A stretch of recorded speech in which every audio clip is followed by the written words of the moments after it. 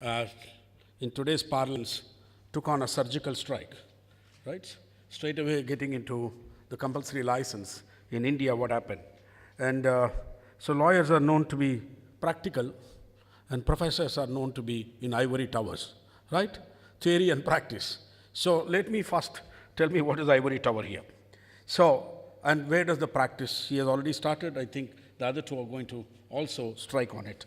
So to start with, I only said that I pick up from the moderator's last thing, which he said, patentee is not responsible for access to medicine, and it's the government, right?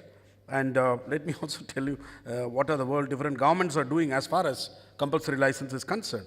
But we all know that the whole patent jurisprudence, if you look back, because jurisprudence is the most hated subject in any law school, but you know, it's a lot of content on there in the jurisprudence. So we are talking about starting with natural rights, that fruits of labor and rights are bounded by John Locke, and then comes to personhood by Hegel, who talks about personhood and property and justifies ultimate moral right of the community in his talk or in his run up to property, and then utilitarian right, which seems to be one of the important cornerstones of modern day democracies, talk about the greatest good of the greatest number in terms of any public policy, which will include intellectual property rights also. So public interest is a cornerstone. But as I said, what is public interest?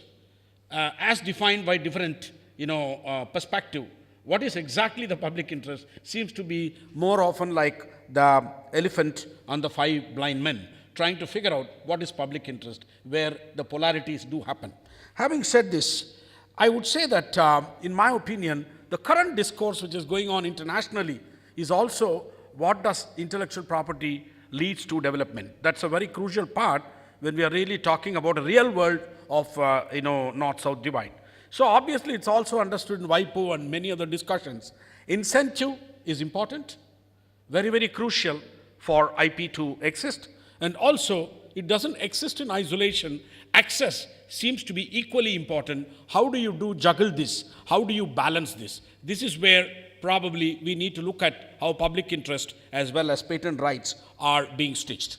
So compulsory license refers as a term to the practice of governments to allow parties other than the original patentees to exploit patented products and processes. In such case, the patentees are forced to grant a license to a third party, in return for which the patentee generally receives a royalty payment at a rate set by the legislative fiat. This is there for quite long, this concept.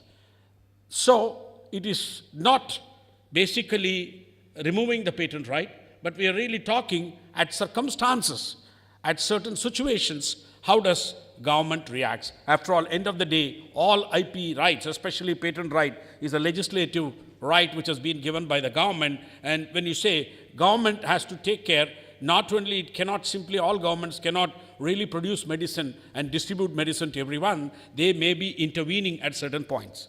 So, in case of non-working of a patented invention, what is the purpose of a patent? It has to be worked. Apart from accepting your creativity and innovation, we need to see it cannot just be locked. If wide use of the patented invention is necessary for public interest, if an invention of improvement requires the use of basic invention, again, dependent patents are there. So the condition of non-working, these are the crucial